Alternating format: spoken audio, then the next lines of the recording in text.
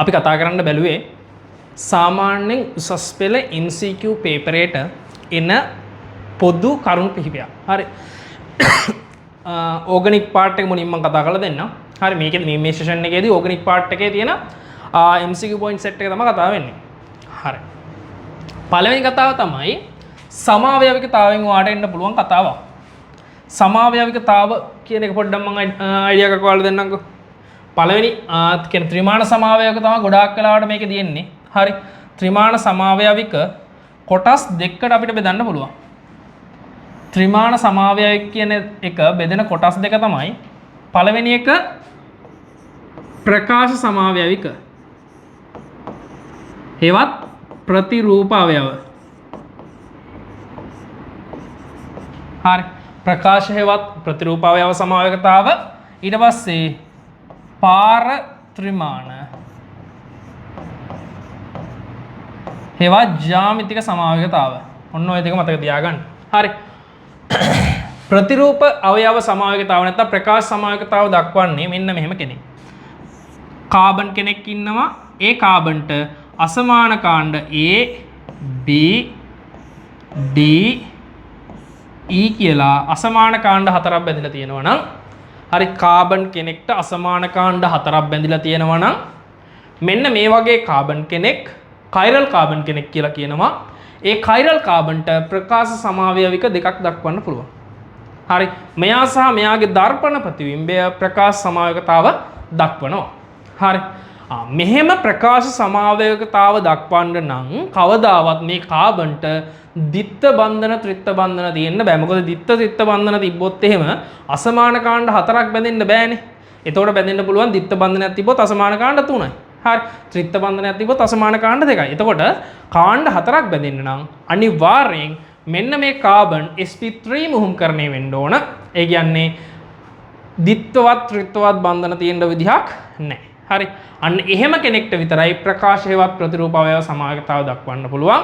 හරි එතකොට කාබන් කෙනෙක්ට හයිඩ්‍රජන් දෙකක් බැඳලා තිබ්බොත් එහෙම එයාට ප්‍රකාශ දක්වන්න බෑ. හේතුව හයිඩ්‍රජන් දෙන්න සමානයිනේ. එහෙනම් අසමාන කාණ්ඩ හතරක් බැඳලා තියෙන කාබන් පරමාණුවකට විතරයි ප්‍රකාශ සමාවයකතාව දක්වන්න පුළුවන්.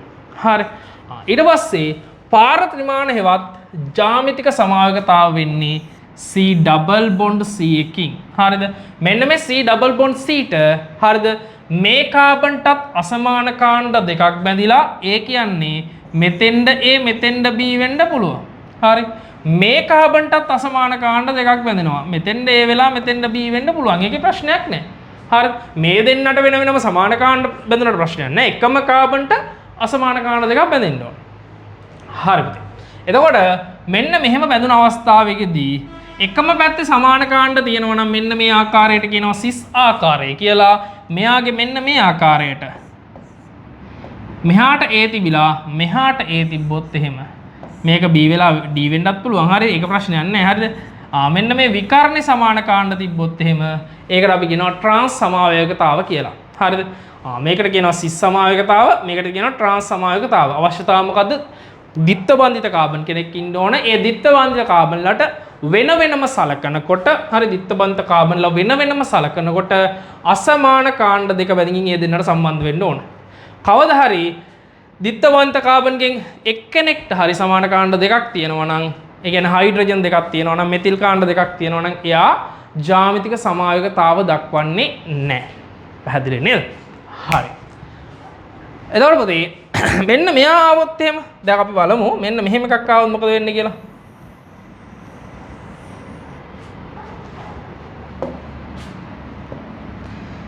C දිත්ත බන්ධනයක් C ඉන්නවා. මෙතෙන්ද A මෙතෙන්ද B මෙතෙන්ද D මෙතෙන්ද E.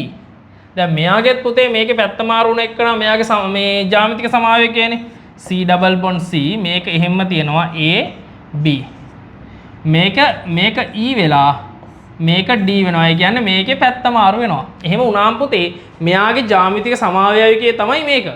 හරි මෙයාට මෙයා ජ්‍යාමිතික සමාවයක වෙනවා. හරි එතකොට පුතේ මේ සමාවයවිකතාව හරිද සිස් ට්‍රාන්ස් සමාවයවිකතාවක් නෙවෙයි. සිස් ට්‍රාන්ස් වෙන නම් මොකද වෙන්න ඕන?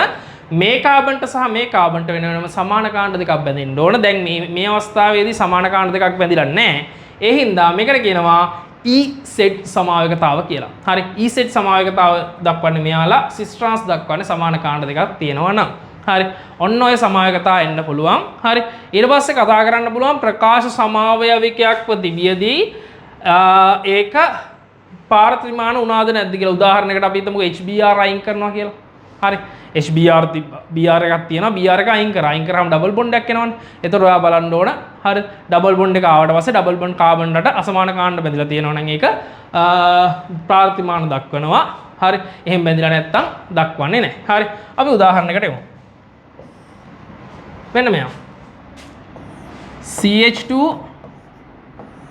දෙවන Br එකක් තියෙනවා.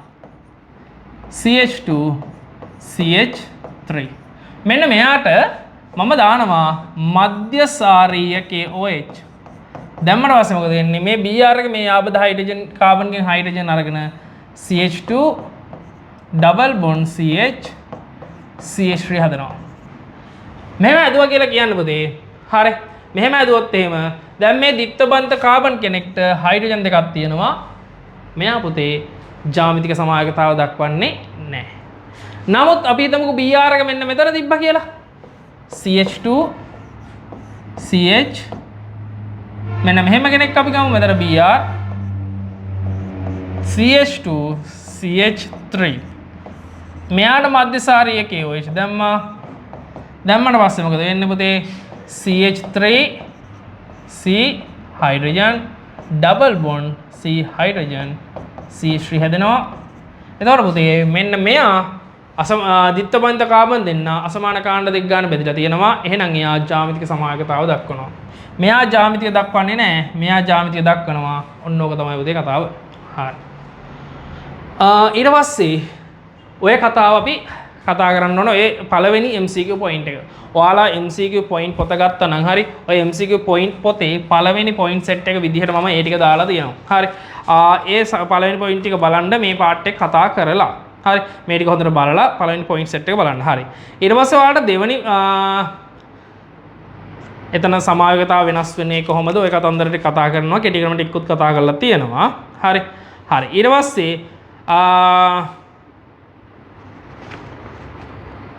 මම පාස් පේපර් කතා කරන්න යන්නේ නැහැ මේ වෙලාවේ.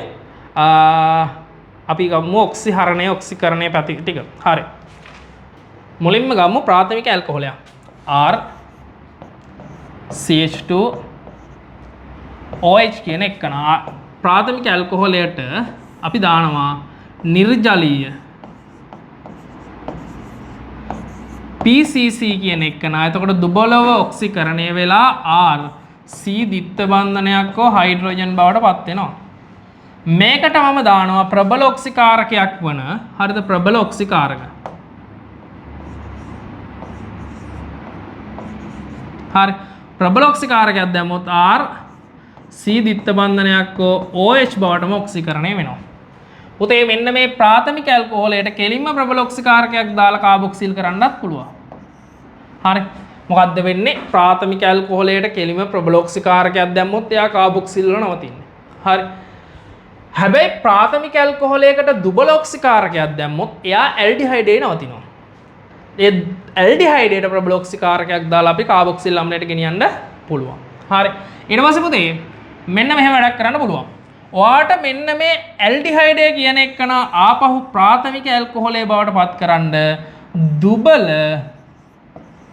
ඔක්සිහාරක පාවිච්චි කරන්න පුළුවන්. හරි.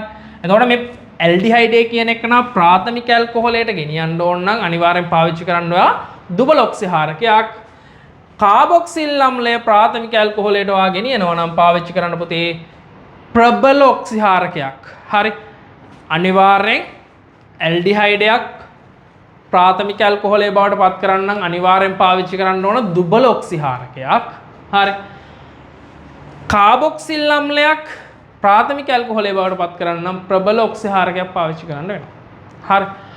ඔන්න ඔය සෙට් එක පාවිච්චි කරලා අපිට මේ ඔක්සිකරණ ඔක්සිහරණ ක්‍රියාවලිය කරන්න පුළුවන්. මොනවද පුතේ ප්‍රබල ඔක්සිකාරක විදිහට ඉන්නේ? ප්‍රබල ඔක්සිකාරක විදිහට ඔයාලට ගන්න පුළුවන් H+KMnO4, H+ ඩයික්‍රොමේට්, H+ CrO3. ඔන්න ඔය තුන් දෙනාම පාවිච්චි කරන්න පුළුවන් ප්‍රබල ඔක්සිකාරක විදිහට. ප්‍රධානව H+ ඩයික්‍රොමේට් එක පාවිච්චි කරන්න. හරි. ඊට පස්සේ පුතේ දුබල ඔක්සිකාරක විදිහට තියෙන නිර්ජලීය PCC නේ. හරි. දුබල ඔක්සිහාරක වෙන්නේ කවුද? හරි. දුබල ඔක්සිහාරක වෙනවා පුතේ සෝඩියම් බෝරෝහයිඩ්‍රයිඩ් ජලය, සෝඩියම් බෝරෝහයිඩ්‍රයිඩ් එතනෝල්. හරි. ඊට පස්සේ ප්‍රබල ඔක්සිහාරක විදිහට අපි ගන්නෙ ලිතියම් ඇලුමිනියම් හයිඩ්‍රයිඩ් ජලය.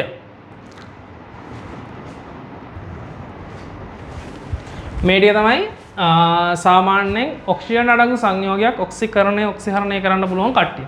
තව එක්කෙනෙක් ඉන්න ඔක්සිජන් අඩංගු සංයෝගයක් ඔක්සිහරණය වන තැනක්. හරි. ඒක අපි කතා කරමු. ලින්ඩ්ලා උත්ප්‍රේරකය කියලා කතා කරනවා අපි. මේ සෙට් එකට අමතරව අපිට මෙන්න මේක පාවිච්චි කරන්න පුළුවන්. ක්ලෙමන්සන් ඔක්සිහරණය. R C දිත්ත බන්ධනයක් හෝ R තියෙද්දී මෙන්න මේ ඔක්සිජන් ඔක්සිහරණය කරන්න ඕන නම් අහලා දාන්න ඕන නම් ඒ කියන්නේ R CH2 R කරන්න ඕන නම් වාට මේකට දාන්න පුළුවන්. හරි. සිංක් රසදිය සාන්ද්‍රසිය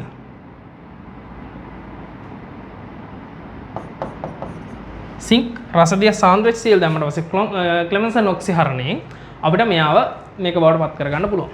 හරි. ඊට පස්සේ පුතේ සාමාන්‍යයෙන් R C ත්‍රිත්ව බන්ධනයක් C කියන එකන R මෙන්න මේක ලින්ඩ්ලා උත්ප්‍රේරකය හමුවේ. හරිද? ඒ කියන්නේ H2 පැලේඩියම් බේරියම් සල්ෆේට් ක්වීනෝලින් ඔන්න ඔය සෙට් එක දැම්මොත් එහෙනම් පුතේ R C දිත්ත බන්ධනයක් C මෙතෙන්ටත් හයිඩ්‍රජන් මෙතෙන්ටත් හයිඩ්‍රජන් මෙතෙන්ට R මෙන්න මේ ඔක්සිහරණය සිද්ධ කරන්නත් පුළුවන්. හරි. තවදුරටත් ඔක්සිහරණය කරන්න පුළුවන් පුතේ H2 පැලේඩියම් විතරක් දැම්මොත් එහෙම H2 නිකල් පැලේඩියම් හෝ ප්ලැටිනම් කියන උත්ප්‍රේරකයත් එක්ක දැම්මොත් එහෙම R CH2 R කාණ්ඩයක් බවට පත් වෙනවා. හරි. ඔන්න ඔය ටික තමයි පුතේ ඔක්සිහරණ පාර්ට් එක විදිහට ඔයාලගේ සිලබස් එක තුල තියෙන්නේ. හරි. ඔක්සිහරණ පාර්ට් එකක් විදිහට ඔයාලගේ සිලබස් එක තුල තියෙන්නේ මෙන්න මේ සෙට් එක.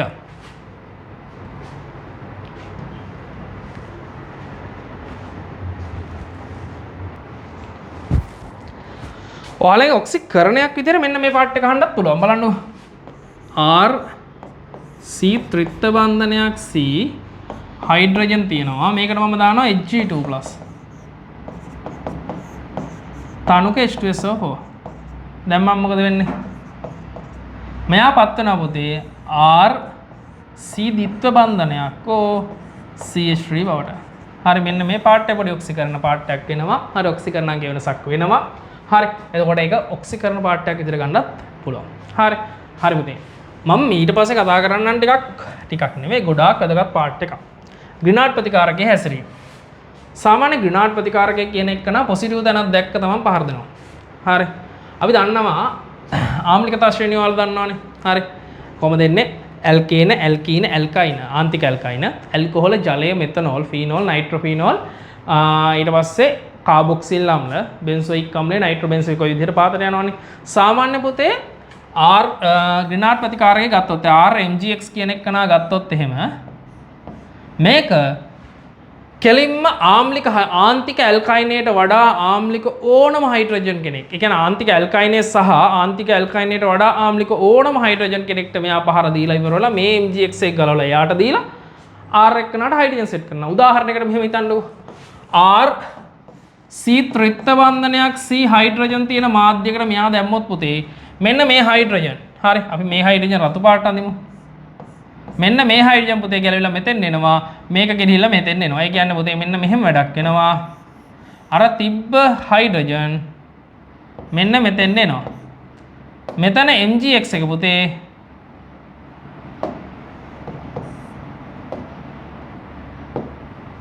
මෙන්න මෙතෙන් යනවා. ඔන්න ඔය විදිහට පුතේ ආම්ලික හයිඩ්‍රජන් එක්ක මෙයා මාරු කරගන්නවා. දැන් බැරි වෙලා හරි මේකට දැන් මේ ROH කෙනෙක් හිතන්නකො පුතේ. ROH නම් මේ හයිඩ්‍රජන් අයින් වෙලා මෙතන MgX එනවා. කිසිම ආම්ලික හයිඩ්‍රජන් කෙනෙක් ඍණාත්මක ප්‍රතිකාරකයේ ඉන්න මාධ්‍ය තුල තියන්න හොඳ නැහැ. එතකොට ඍණාත්මක ප්‍රතිකාරකය වෙනස් වෙනවා. හරි. ඍණාත්මක ප්‍රතිකාරකය අයින් වෙනවා. හරි. එතකොට ආම්ලික හයිඩ්‍රජන් තියෙන කෙනෙක් ඕනම කෙනෙක් මේ ඍණාත්මක ප්‍රතිකාරකයට දැම්මොත් එහෙම එයා ප්‍රතික්‍රියා කිරිල්ල පැත්තක තියලා එයා ආම්ලික හයිඩ්‍රජන් රිප්ලේස් කරගන්නවා. හරි. ප්‍රතික්‍රියාව සිද්ධ වෙන්නේ නැහැ. ආම්ලික හයිඩ්‍රජන් රීප්ලේස් කරගන්නවා. හැබැයි ආම්ලික හයිඩ්‍රජන් නැතුව ග්‍රීනාඩ් ප්‍රතිකාරකයේ දකින්න හැම පොසිටිව් තැනකටම මෙයා පහර දෙනවා. හරි. උදාහරණයකට හිතන්න R උදාහරණයක් අපි ගමු R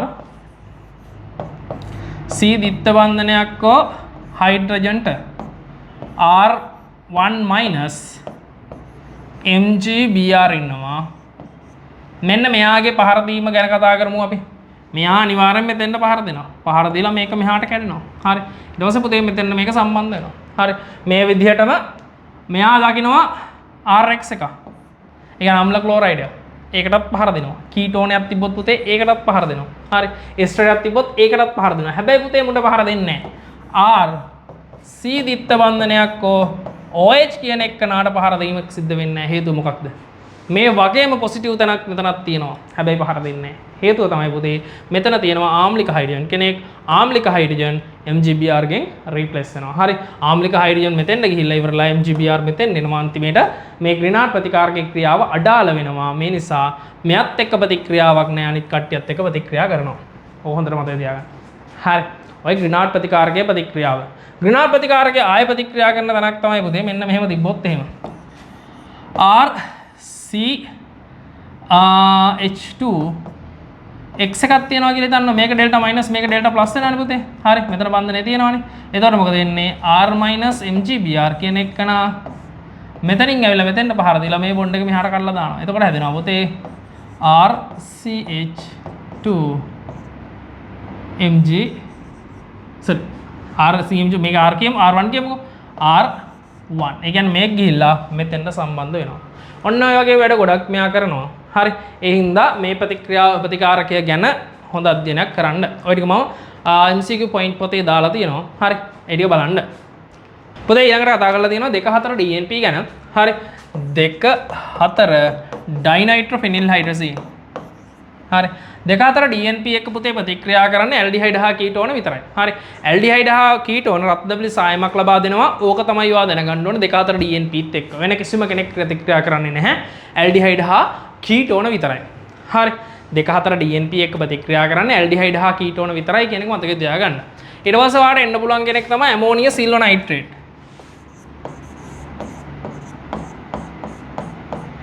ඇමෝනිය සිල්වනයිට්‍රේට් එක ප්‍රතික්‍රියා කරන්න පුතේ ඇල්ඩිහයිඩ් ප්‍රතික්‍රියා කරනවා. ඇල්ඩිහයිඩ් ප්‍රතික්‍රියා කරලා රිදී කැඩපතක් දෙනවා. මෙතන ඔක්සිකරණ ප්‍රතික්‍රියාව. හරි.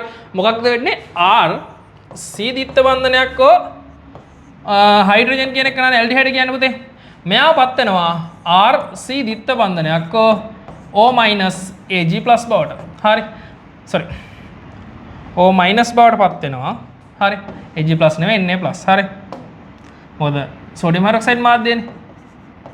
මේක දාන්නේ සිල්වනයිට්‍රේට් එකේ Ag+ කියන එක ඉන්නවනේ. ඒ Ag+ එක නා ඔක්සිහරණය වෙනවා. මේ දැන් මෙයා උනේ මොකක්ද?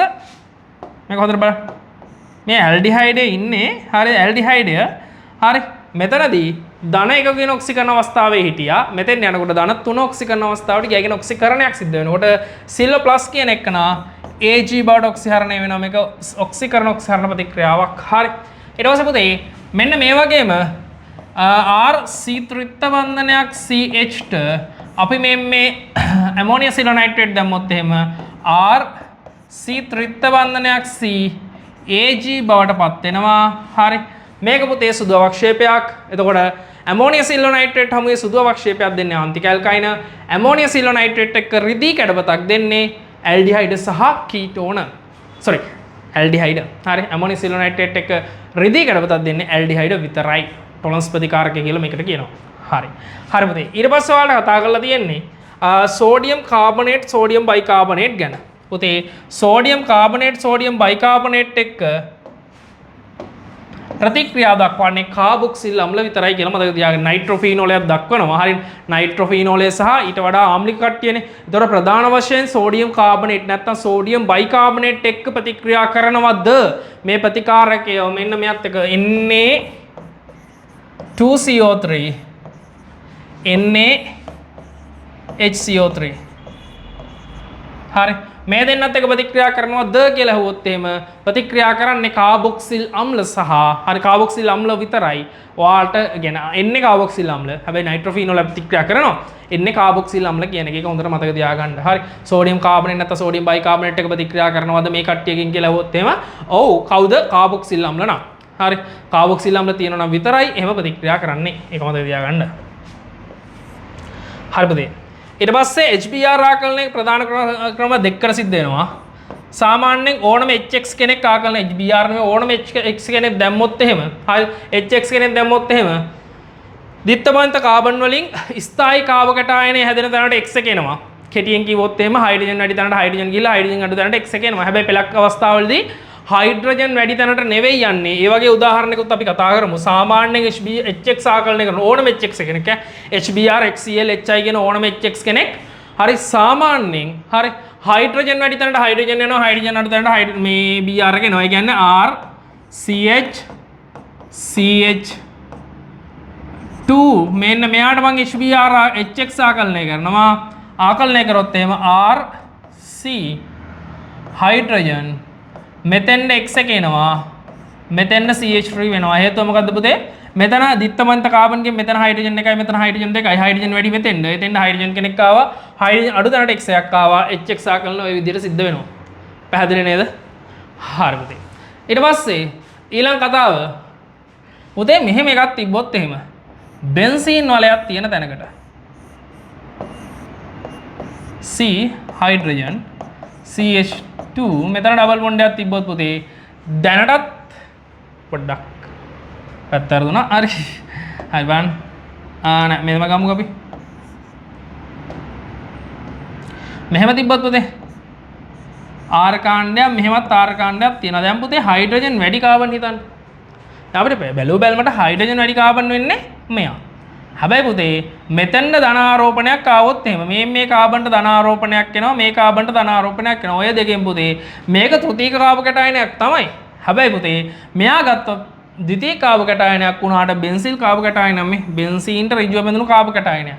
එතකොට පුතේ මේ බෙන්සීන්ගේ ඩබල් බොන්ඩ් මෙතෙන්ද දීලා පොඩ්ඩක් ස්ථායි කරන හින්දා තෘතීක කාබ කැටායනයට වඩා මෙයාගේ ස්ථායීතාව ටිකක් වැඩි. ඒ හින්දා ප්‍රධාන ඵලයේ විදිහට දෙන්නේ මෙන්න මෙහෙම එක්කෙනෙක්. හයිඩ්‍රජන් වැඩි තැනට X එක ඇවිල්ලා අනිත් පැත්තට C H R2 කියලා ගමුකම්. ඔන්න ඔය විදිහට තමයි එන්නේ. ඔව් ඔය විදිහට තමයි පුතේ සම්බන්ධ වෙන්නේ. ඊට පස්සේ පුතේ මෙන්න මෙහෙම උනත් ඔය වැඩේම වෙනවා. CH double bond CH2 double bond CH C ආනේ මේක HBr ආකලන කතා කරන්න බෑනේ. හරි. එතකොට පුතේ මෙන්න මේ කතාව මතක තියාගන්න. හරි. ඊට පස්සේ පුතේ පෙරොක්සයිඩ් මාධ්‍ය HBr ආකලනය ප්‍රතිමාකෝනිකෝෆ් නියමයට අනුව තමයි සිද්ධ වෙන්නේ. ඒ කියන්නේ එතනදී පුතේ හයිඩ්‍රජන් අඩු තැනට Br එක එනවා හයිඩ්‍රජන් වැඩි තැනට තමයි හයිඩ්‍රජන් එක යන්නේ. හරි. මෙතනදී පුතේ HBr විතරයි ආකලනය කරන්න පුළුවන්. හරි. මේකේ ආකලනය කරන්න පුළුවන් HBr විතරයි. මම පන්නව කියන කතාවක් තමයි මේක මුක්ත ගණ්ඩක ප්‍රතික්‍රියාවක් සිද්ධ වෙන්නේ. හරි. මේක ඉලෙක්ට්‍රෝෆිලික ආකලන ප්‍රතික්‍රියාවක් නෙවෙයි පුතේ. මේක මුක්ත ගණ්ඩක ප්‍රතික්‍රියාවක් කියන එක මතක තියාගන්න. මම පේපර්ස් සෑහෙන ප්‍රමාණයක 2026 ලියන කට්ටියට සෑහෙන පේපර්ස් ප්‍රමාණයක මම මේ කතාව කීවා. හරි. ඔයාලට මතක ඇති. හරි. හැම පේපර් එකක වගේම පන්නව ගහුවා. හරි. එහෙනම් හොඳට මතක තියාගන්න මේකෙදි වෙන්නේ මුක්ත ගණ්ඩක ප්‍රතික්‍රියාවක්. අනේ බෙන්සීන්ට සක්‍රියකාරක සහ වික්‍රියකාරක කියලා දෙකක් බෙදෙනවානේ. වික්‍රියකාරකයක් හඳුනගන්නේ කොහොමද? බෙන්සීන්ට ඍජුව බැඳුණු පරමාණු මත. ඒ කියන්නේ බෙන්සීන් වලය මෙහෙම තියෙද්දි පුතේ මේකට මෙතන බැඳෙන X කියන පරමාණුව මත ද්විත්ව බන්ධනයක් හරි ත්‍රිත්ව බන්ධනයක් හරි කියන බහු බන්ධන තියෙනවා නම් හරි බෙන්සීන්ට ඍජුව බැඳුණු පරමාණුව මත බහු බන්ධන තියෙනවා නම් ඒ කට්ටිය වික්‍රියකාරී. ඊට අමතරව පුතේ ක්ලෝරින් බ්‍රෝමීන් අයඩීන් කියන කට්ටිය වික්‍රියකාරී. හරි. අනිත් ඔක්කොම සක්‍රියකාරී විදිහට තමයි අපි ගන්න. හරි. සක්‍රියකාරකයන් නම් පුතේ කෙලින්ම සිද්ධ කරන්නේ ඕතෝ පැරා යොමු කරණයක්. ඒ කියන්නේ සක්‍රියකාරකයක් බැඳලා තියෙනවා නම් බෙන්සීන් වලයට පුතේ සක්‍රියකාරකයක් මෙන්න මෙහෙම බැඳලා තියෙනවා නම් ඊළඟට බැඳෙන කාණ්ඩය එක්ක පුතේ මේ ඕතෝ තැන් දෙකෙන් එකට බැඳෙනවා නැත්නම් පැරා තැනකින් එකට බැඳෙනවා. පුතේ ඕතෝ ඵලය 60ක් තියෙද්දී පැරා ඵලය තියෙන්නේ 33යි. ඒකට හේතුව ඕතෝ ස්ථාන දෙකක් තියෙනවා පැරා ස්ථාන එකක් තියෙනවා. හරිද පුතේ? හරි. ආසන්නව කීවේ තව ටිකක් අඩු වෙන්න පුළුවන්. හරි. තව ටිකක් අඩු වෙන්න පුළුවන්. හරි. ඊට පස්සේ පුතේ වික්‍රියකාරකයක් බැඳලා තියෙනවා නම් ඒක එන්නේ මෙටා ස්ථානයකට වික්‍රියකාරක විදිහට අපි ගත්තා. මෙන්න මේ වික්‍රියකාරක. හරි. ඒ කියන්නේ බෙන්සීන් වලට ඍජුව බැඳුණු පරමාණු මත දිත්ත බන්ධන තියෙනවා නම් අන්න ඒ වික්‍රියකාරකට සාපේක්ෂව මෙටා තැන් වලට තමයි අලුත් කාණ්ඩය සම්බන්ධ වෙන්නේ. හැබැයි පුතේ ක්ලෝරින් බ්‍රෝමීන් අයඩීන් කියන කට්ටිය සිද්ධ කරන්නේ ඕතෝ පැරා යොමුකරණයක්. Chlorine bromine අයඩීන් වික්‍රියකාරකයක්. නමුත් සිදු කරන්නේ ඕතෝ පැරා යොමුකරණයක්. හරි. ඔන්න ඔය කතාවයි මෙන්න මේ කතාව ටිකයි අපි එකතු කරගන්න ඕන. හරි පුතේ. හරි මේ කතාව ටික කියන්නේ මෙන්න මෙහෙමයි. ක්ලෝරින් බ්‍රෝමීන් අයඩීන් ඇයි ඕතෝ පැරා යොමුකරණය සිද්ධ කරන්නේ? මෙයා වික්‍රියකාරකයක් විදිහට බෙන්සීන් වලයෙන් ඉලෙක්ට්‍රෝන ඇද්දට හරි එයා මත තියෙන ඉලෙක්ට්‍රෝන බෙන්සීන් වලය පැත්තට දීලා මේ බෙන්සීන් වලේ ඕතෝ පැරා තැන් ඍණ කරනවා. මේ යාන්ත්‍රණය ඇඳලා බල මේ මෙන්න මේකේ සංප්‍රයුක්ත ව්‍යුහාල ඇඳලා බලන්න මේකෙන් මෙතෙන්ට දෙනකොට මෙතන තියෙන ඩබල් බොන්ඩ් එක මෙතෙන්ට දීලා ඊට පස්සේ ආයෙ මේක මෙතෙන්ට දීලා මෙහෙම මේ ඕතෝ පැරා තැන් ඍණ වෙන අවස්ථාවක් එනවා. මේ හින්දා පුතේ බෙන්සීන් වික්‍රිය මේ ක්ලෝරින් බ්‍රෝමීන් අයඩීන් වික්‍රියකාරක විදිහට හිටියට ඕතෝ පැරා තැන් ඍණ කරන හින්දා වික්‍රියකාරී ගතිය තරමක් අඩු වෙනවා. ඊට අමතරව පුතේ ෆීනෝල් හිතන්න. ෆීනෝල් ඇනිලින් වගේ කට්ටිය. මෙයා සක්‍රියකාරක වගේම මෙයා මොකද කරන්නේ? බෙන්සීන් වලේ පැත්තට ඉලෙක්ට්‍රෝන දීලා ඕතෝ පැරා තැන් ඍණ කරනවා. ඒ හින්දා මෙයාලා සක්‍රියකාරී ගතිය තවදුරටත් වැඩි වෙන ප්‍රබල සක්‍රියකාරක විදිහට සලකනවා. මෙයා සහ ඇනිලින් කියන එකන. හරි. හේතුව මොකක්ද? එයා ඕතෝ පැරා යොමුකරණය සිද්ධ කරන ගමන් නැත්තම් මේ පැත්තට ඉලෙක්ට්‍රෝන තල්ලු කරන ගමන් ඒ කියන්නේ සක්‍රියකාරී ගතියක් පෙන්වන ගමන් හරි ඉලෙක්ට්‍රෝන මෙයා දෙසට දෙනවා. ඒ හින්දා මොකද වෙන්නේ? එයා ප්‍රබල සක්‍රියකාරක ගණයට එනවා. හරි.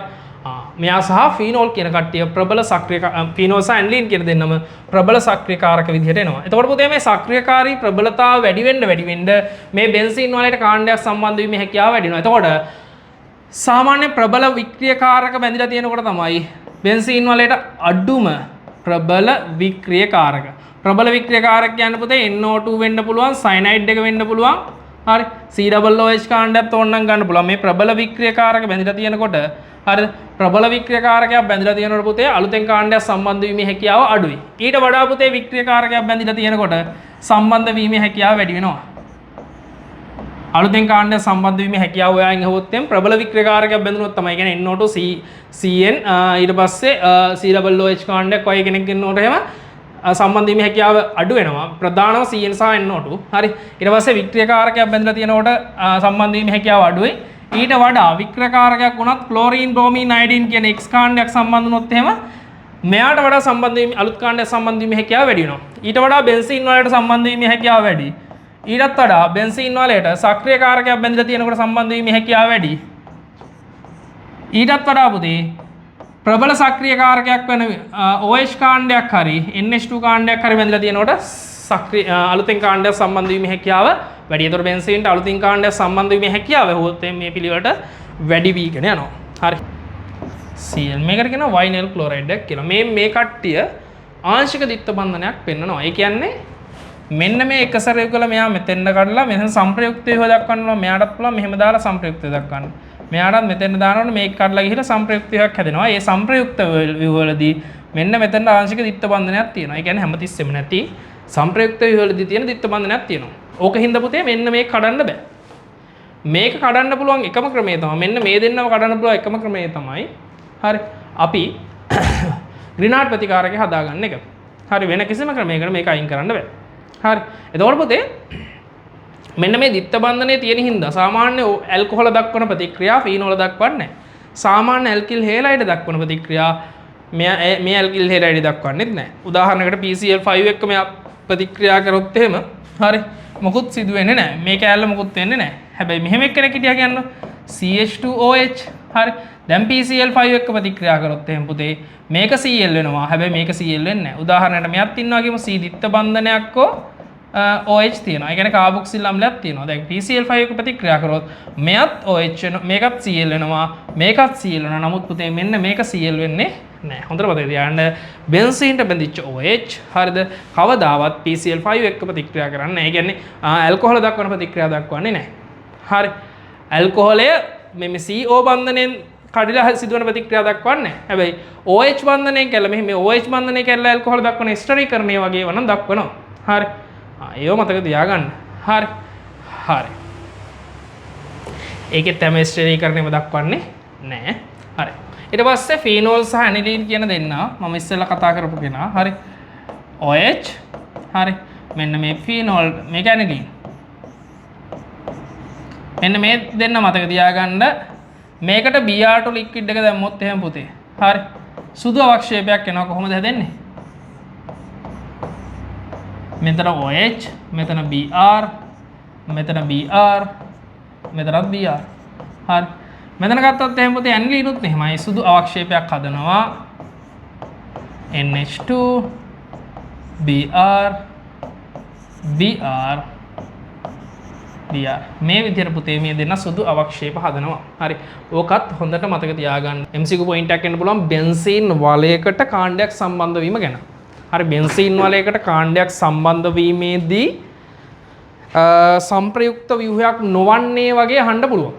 එතකොට පුතේ මෙන්න මෙහෙම බෙන්සීන් වලයට කාණ්ඩයක් සම්බන්ධ වුණාට පස්සේ X කියලා කාණ්ඩයක් සම්බන්ධ වුණාට පස්සේ මෙන්න මේ ධන ආරෝපණයක් ස්ථානගත වෙනවනේ. මේ බෙන්සීන් වලය වටේට ධන ආරෝපණය ස්ථානගත වෙනවා. එතකොට ධන ආරෝපණය ස්ථානගත වෙන්නේ පුතේ මෙන්න මේ ඕත පෙරාතැන් වලට විතරයි. බෙන්සීන් වලය වටේට හරි බෙන්සීන් වලයට අලුත් කාණ්ඩයක් සම්බන්ධ වුණාට පස්සේ ඒ අලුතෙන් සම්බන්ධ වෙන කාණ්ඩයට සාපේක්ෂව ඕත පෙරාතැන් වලට විතරයි ධන ආරෝපණය විස්ථානගත වෙන්නේ. ඔන්න ඕක හොඳට මතක තියාගන්න. කවදාවත් මේ ධන ආරෝපණය තියෙන්න බෑ ද්විත්ව බන්ධිත කාබන් කෙනෙක්ට. ඒ කියන්නේ මේ ධන ආරෝපණයත් එක්ක මෙතන ද්විත්ව බන්ධනයක් තියෙනවා. එහෙම වෙන්න බෑ. හරි. මොකද්ද කතාව? බැඳෙන කාණ්ඩයට සාපේක්ෂව ඕතොපැරාතැන් වලට ධන ආරෝපණය විස්ථානගත වෙන්නත් ඕන. කවදාවත් ධන ආරෝපිත කාබන්ට ද්විත්ව බන්ධනයක් තියෙන්න විදිහක් නැහැ. පැහැදිලිද? හරි ධන ආරෝපිත කාබන්ට කවදාවත් ද්විත්ව බන්ධනයක් තියෙන්න විදිහක් නැහැ. ඔන්න ඕක හොඳට මතක තියාගන්න. හරි. ඊළඟ කතන්දරය තමයි හරි මේකෙදී මම සම්පූර්ණ කතාව මෙහෙම ගන්නම්කෝ. හරි බෙන්සීන් ගත්තා. හරි අලුතෙන් බැඳිච්ච කාණ්ඩය තියෙනවනේ X කාණ්ඩය. මෙතන හයිඩ්‍රජන් කෙනෙකුත් ඉන්නවා. එතකොට පුතේ කවදාවත් මෙන්න මේ ධන ආරෝපණය තියෙන කාබන්ට ඒ කියන්නේ ධන ආරෝපණය තියෙන අවස්ථාවේ දැන් ධන ආරෝපණය මේ තැන් තුනේම තියෙන්නේ නැහනේ. හරි එක සංප්‍රයුක්ත ව්‍යුහස් සැලකුවොත් ඕත තැනක දර තියෙන්න පුළුවන් පෙරා තැනක දන තියෙන්න පුළුවන් වෙන කිසිම තැනක දන තියෙන්න බෑ. ධන තියෙන අවස්ථාවේදී අපි හිතමුකෝ මේ තැන් දෙකේ ධන නැහැ මෙතන ධන තියෙන්නේ කියලා. එතන ධන තියෙද්දී මෙතන ඩබල් බොන්ඩ් එකක් තියෙන්න බෑ පුතේ. අනිත් කතාව තමයි කවදාවත් අලුතින් කාණ්ඩය බැඳුණු තැනට ඩබල් බොන්ඩ් එක එන්නත් බෑ. අලුතින් කාණ්ඩය බැඳුණු තැනට ඩබල් බොන්ඩ් එක එනවා නම් හරිද මේ හයිඩ්‍රජන් පරමාණු ඉවත් වෙලා තියෙන්න ඕන. හරි මේ හයිඩ්‍රජන් පරමාණු ඉවත් වෙන්නේ නැතුව මේ අලුතින් බැඳුණු කාණ්ඩය අලුතින් කාණ්ඩය බැඳුණු තැනට ඩබල් බොන්ඩ් එකක් එන්නත් බෑ. ඔන්න ඔය කතා ටික හොඳට මතක තියාගන්න. හරි අනිවාර්යෙන් අලුතින් කාණ්ඩය බැඳුණු තැනට ඩබල් බොන්ඩ් එක එන්නත් බෑ. ධන ආරෝපිත කාබන් කෙනෙක්ට ඩබල් බොන්ඩ් එක එන්නත් බෑ. පැහැදිලිද?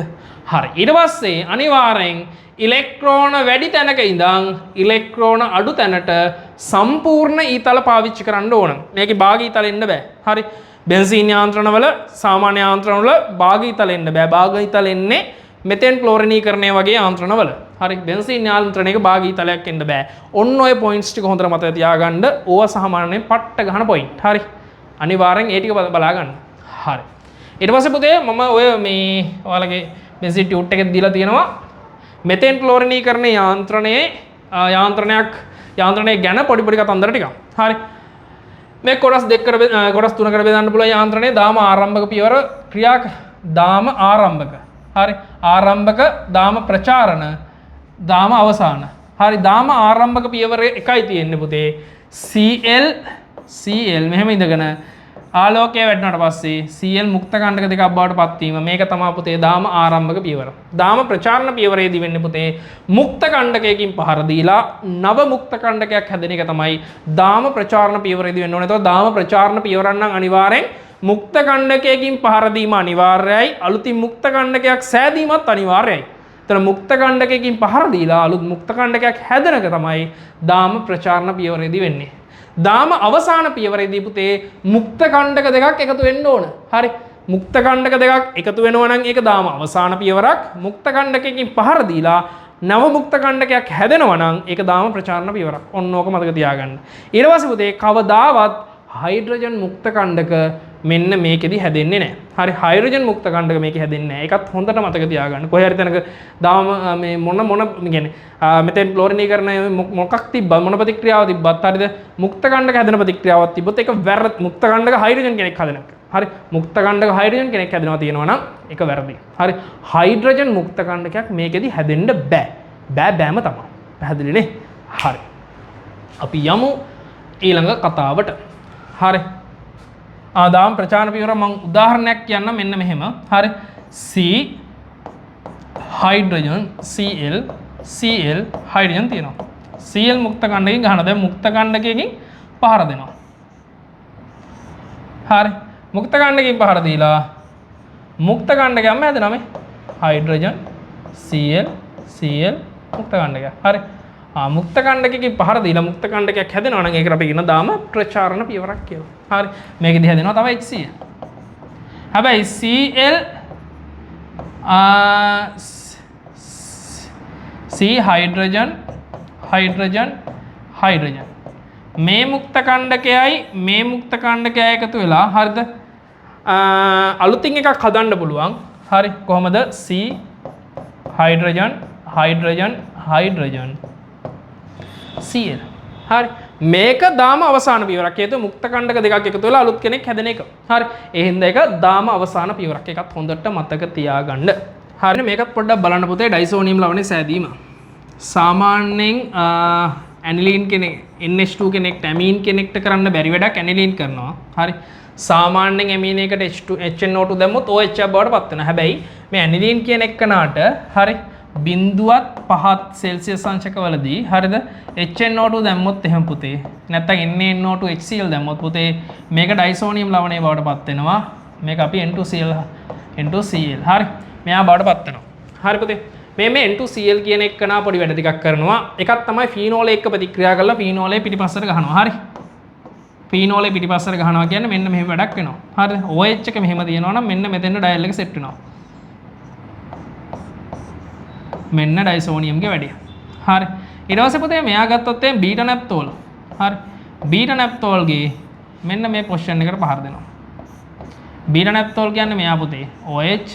හරි මෙන්න මෙතෙන්ද N2 සම්බන්ධ වෙලා මෙතෙන්ද බෙන්සීන් වලේ ගෙහෙම එනවා. හරි ඩයිසෝනියම් කියන එක නා බීටා නැප්තෝල්ගේ මෙතෙන්ද සහ හරි ෆීනෝල්ගේ මෙතෙන්ද පහර දෙනවා. හරි. ඊට පස්සේ අපි දන්නවා මේ මෙයාගේ ප්‍රතික්‍රියා ටික එහෙම දන්නවා නේද පොඩ්ඩක් බලා ගන්න. හරි. ඊට පස්සේ මේ HNO2 කියන එක නා හරි දැම්මට පස්සේ 0.5 සෙල්සියස් අංශක යටතේ හරි මේක පොඩ්ඩක් මේ ස්ථායී වෙන්න හේතුව තමයි මේක සංප්‍රයුක්ත හේතුව දක්වනවා බෙන්සීන් වලේ පොඩි සංප්‍රයුක්ත හේතුවක් දක්වන හින්දා 0.5 සෙල්සියස් අංශක යටතේ මෙයා ස්ථායී.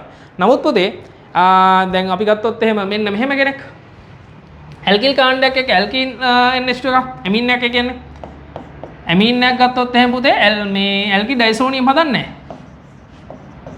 මෙහෙම එකක් හදන්න නැති වෙන්න හේතුව මෙයාට සංප්‍රයුක්තව හදන්න බෑ. ඒ හින්දා ඒක ස්ථායී නෑ. ඒකත් හොඳට මතක තියාගන්න. හරි. ඔය පොයින්ට් අහන්න පුළුවන්. හරි.